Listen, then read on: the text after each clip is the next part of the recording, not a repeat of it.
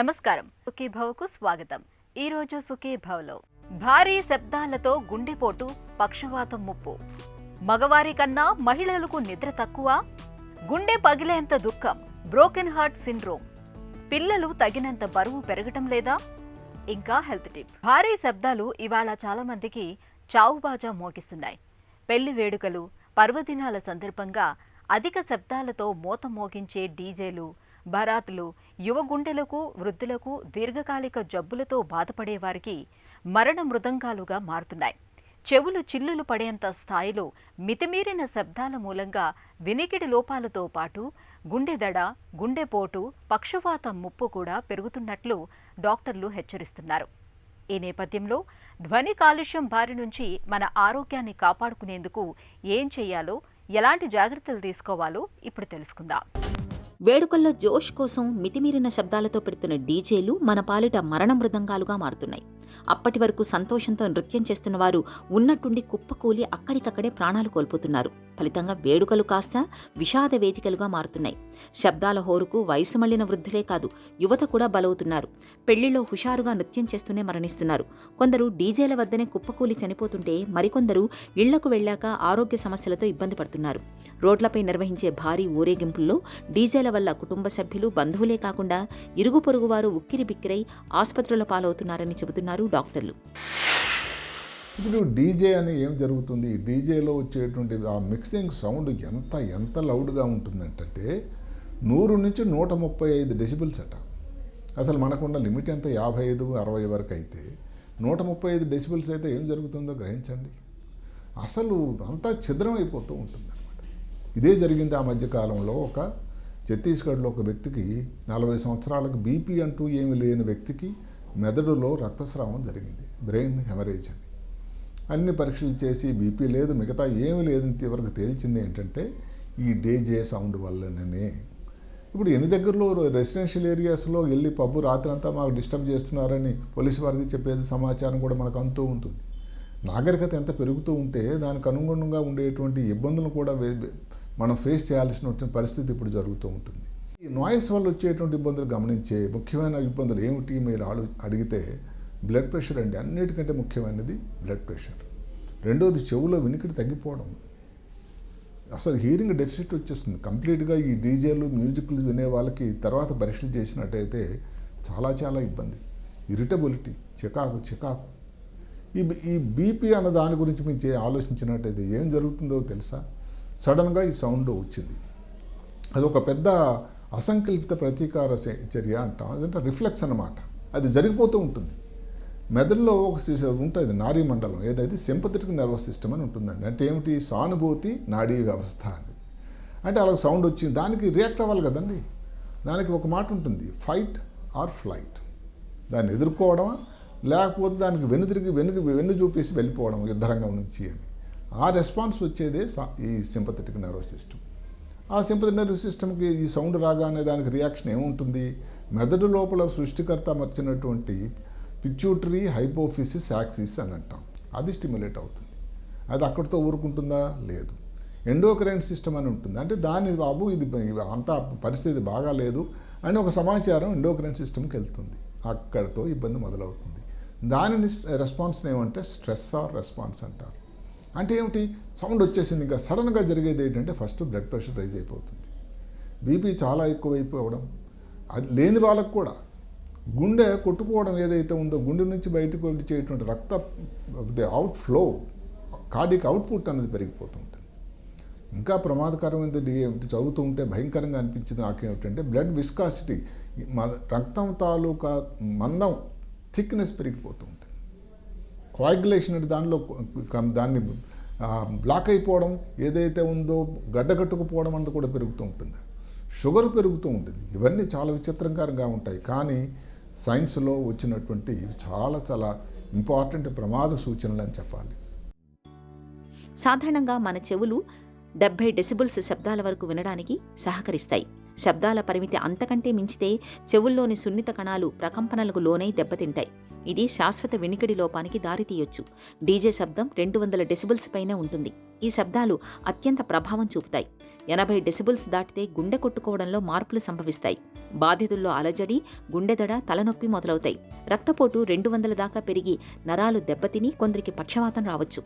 మెదడులోని నరాలు చిట్లి పక్షవాతంతో చనిపోయే ప్రమాదం కూడా ఉంటుంది. పుట్టుకతోనే గుండె జబ్బులు ఉన్నవారు, బైపాస్ సర్జరీ చేయించుకున్నవారు, స్టెంట్లు వేయించుకున్న వారికి కార్డియాక్ అరెస్ట్ ముప్పు పెరుగుతుంది. శబ్ద కాలుష్యం వల్ల గర్భ విచ్ఛిత్తి అయ్యే అవకాశాలు ఉన్నాయి. కొన్నిసార్లు నెలలు నిండక ముందే కాన్పు అవ్వచ్చు. తల్లి అధిక శబ్దాలు వినడం వల్ల పిల్లలు బరువు తక్కువగా పుడతారని, వారికి ఎదుగుదల వంటి సమస్యలు వస్తాయని పరిశోధనలు చెబుతున్నాయి. బ్రెయిన్ సృష్టికర్త తయారు చేసినప్పుడే అది ఒక మధ్యవర్తిలాగా అనుకోండి. సౌండ్ వచ్చినప్పుడు మెదడు ఏం చేస్తుంది, దాన్ని సెట్ చేయడానికి ట్యూనింగ్ అవ్వాలి. ఆ ట్యూనింగ్ అయినప్పుడు ఏం చేయాల్సి ఉంటుంది, మెదడు ఎక్కువ పని చేయాల్సి వస్తుందట. మెదడు పని చేయాల్సి వచ్చి కొంత స్టేప్ తర్వాత ఇలాగ ప్రతి సౌండ్కి అలాగా కంటిన్యూస్గా దానికి రియాక్ట్ అవ్వాల్సి వచ్చినట్టయితే నిస్సారం అయిపోతుంది. మెదడు తాలూకా పనితనం తక్కువైపోతుంది. ఇవి ఎందుకంటే అప్పటికే తన ఎనర్జీని అంతా స్పెండ్ చేసేసింది కదండి, ఏదైతే సౌండ్ను ట్యూన్ అవుట్ చేయడానికి.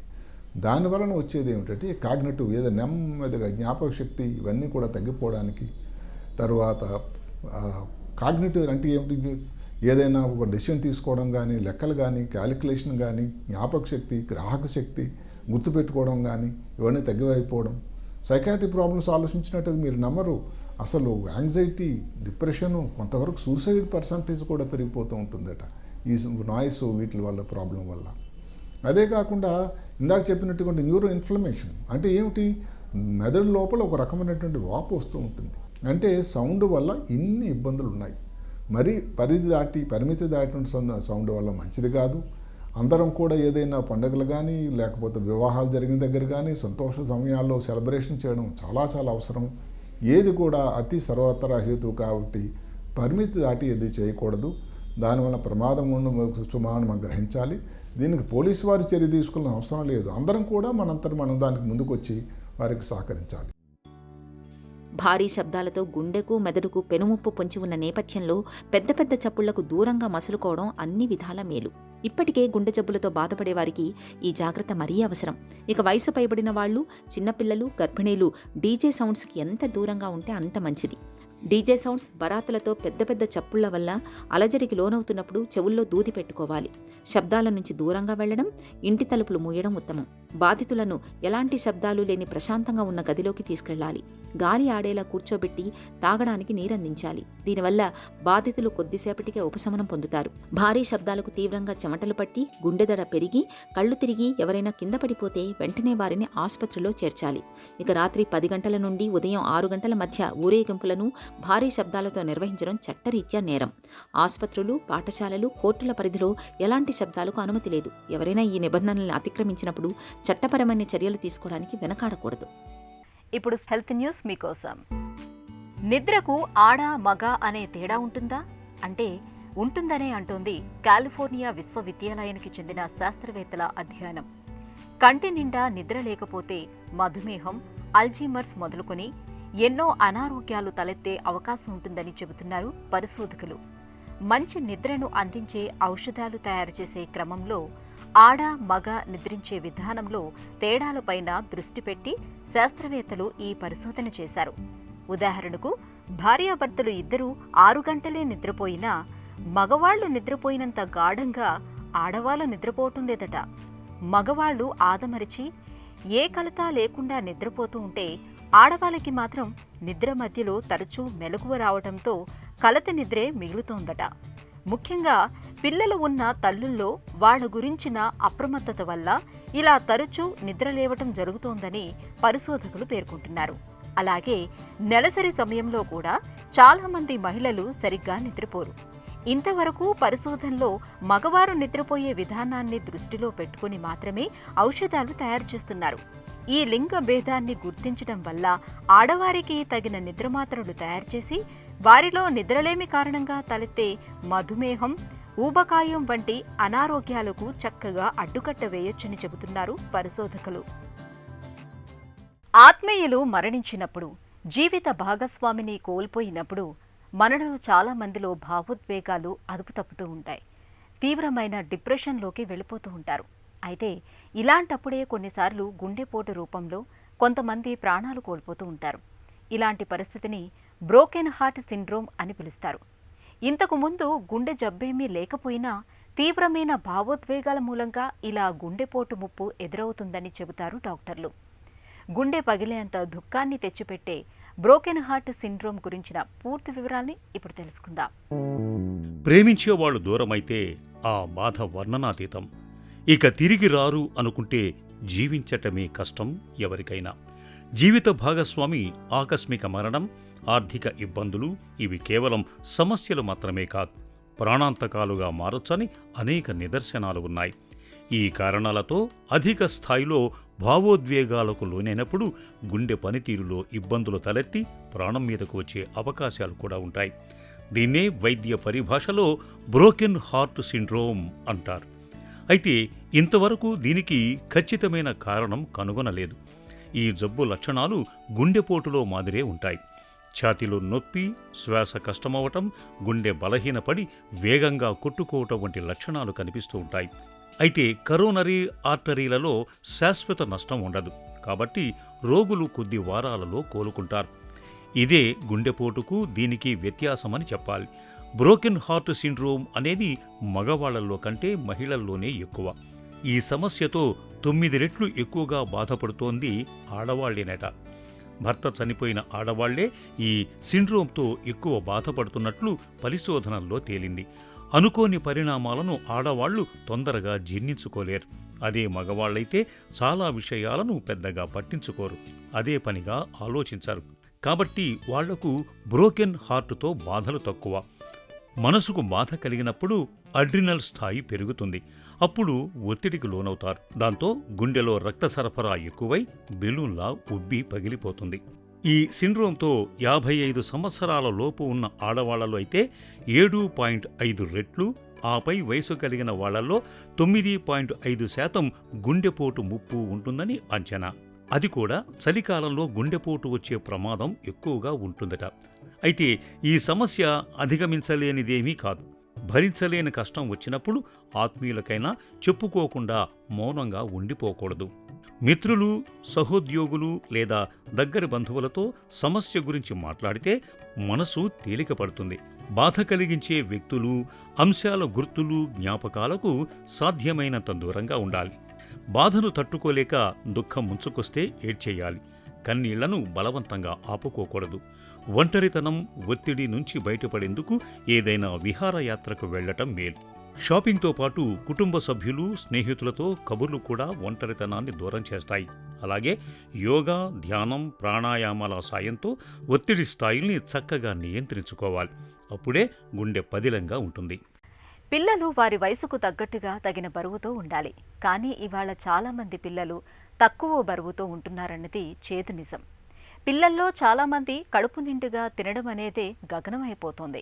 ఆటపాటల్లో పడి ఆకలిని సైతం మర్చిపోతున్నారు. అమ్మ వెంటబడి బలవంతంగా తినిపిస్తున్నా వద్దంటూ మొహాన్ని అడ్డంగా తిప్పేస్తూ ఉంటారు. ఫలితంగా చాలామంది పిల్లలకు తక్కువ బరువు అనేది ప్రధానమైన సమస్యగా ఉంటోంది. కొన్ని రకాల జబ్బులు, ఇన్ఫెక్షన్లు కూడా పిల్లల్లో తక్కువ బరువుకు కారణమవుతాయని చెబుతారు డాక్టర్లు. ఈ నేపథ్యంలో పిల్లలు తగినంత బరువు పెరగకపోవటం వెనుక కారణాలు, పరిష్కార మార్గాల గురించి డాక్టర్ని అడిగి ఇప్పుడు తెలుసుకుందాం. పిల్లలు బరువు పెరగటం లేదనే తల్లిదండ్రుల ఫిర్యాదుల వెనుక కారణాలేంటి? మా పిల్లలు సరిగ్గా తినట్లేదు, తినటానికి ఏం చేయాలి? సరిగ్గా పెరుగుతున్నారా లేదా, మేమేం చేయాలి? ఈ క్వశ్చన్ కంపల్సరీ అందరి దగ్గర నుంచి వస్తుంది. మీ పిల్లలు నిజంగా ఎదగాల్సినంత ఎదుగుతున్నారా లేదా ఎలా తెలుస్తుంది? First thing important, birth weight. 2.7 kilo kid ఒకవేళ కనుక 10 కిలోలు 12 కిలోలు అవుతున్నాడంటే మీరు ఫోర్స్ ఫీడింగ్ చేస్తున్నట్టు, ఆర్ క్యాచప్ గ్రోత్ ఏదైనా అయి ఉండొచ్చు. ఎలాంటి టైంలో ఎలా చేంజ్ అవుతుంది? 4 కిలోల కిడ్ 8 కిలోలే ఉంటే డెఫినెట్గా ఆందోళన పడాల్సిన అవసరం. సో ఇలా ప్రతి చైల్డ్కి గ్రోత్ అనేది డిఫరెంట్గా ఉంటుంది. ఇది అర్థం చేసుకుంటే సగం సమస్యలు పోయినట్టే. ఇంకొక ఇంపార్టెంట్ థింగ్ ఏమిటి అని అంటే, ఆకలి వేయట్లేదు, ఆకలి అసలు ఏ రోజు ఫుడ్ తినరు, ఏ రోజు ఫుడ్ అడగరు, ఇలా చెప్పే పిల్లల్లో గ్రోత్ కనుక సరిగ్గా లేకపోతే, మోతాదు ప్రకారం వెళ్ళట్లేదు అని అంటే వీళ్ళకి గ్రోత్ హార్మోన్ డిఫెక్ట్స్ ఏమైనా ఉన్నాయా, థైరాయిడ్ డిఫెక్ట్స్ ఏమైనా ఉన్నాయా, లేదా మీరు పెట్టే ఫుడ్లో కొన్ని అందాల్సిన పోషకాలు అందట్లేదా. కామనెస్ట్ రీజన్ మిల్క్ ఎక్కువగా పట్టడం. ఎక్కువ మిల్క్ తాగటం మూలన కాన్స్టిపేషన్ ఉంటుంది, మలబద్ధకం, లో ఐరన్ ఉంటుంది, అండ్ అంతగా చురుగ్గా కూడా ఉండరు. ఈ పిల్లలు తినట్లేదని చెప్పి తీసుకొస్తారు. నిజమే, యాక్చువల్గా ఘనాహారం తినట్లేదు, కానీ మీరు మిల్క్ ఎక్కువగా పట్టడం మూలన ఈ ప్రాబ్లం వస్తుంది. సో ఇలా గ్రోత్ సమస్యల గురించి కంపల్సరీ బాగా ఉన్న పిల్లల్లో కూడా ఒకసారి పీడియాట్రిషియన్తో సంప్రదిస్తే మీకు ఇంకా బెటర్గా ఎలా చేయొచ్చు అనే అవగాహన కల్పిస్తారు. ఆరోగ్యంగా ఉన్నంత వరకు పిల్లల బరువు గురించి పెద్దగా పట్టించుకోనక్కర్లేదా? పెరగాల్సిన మోతాదులో పెరుగుతూ చురుగ్గా ఉండి ఎక్కువగా జబ్బును పడకపోతే అది నార్మల్.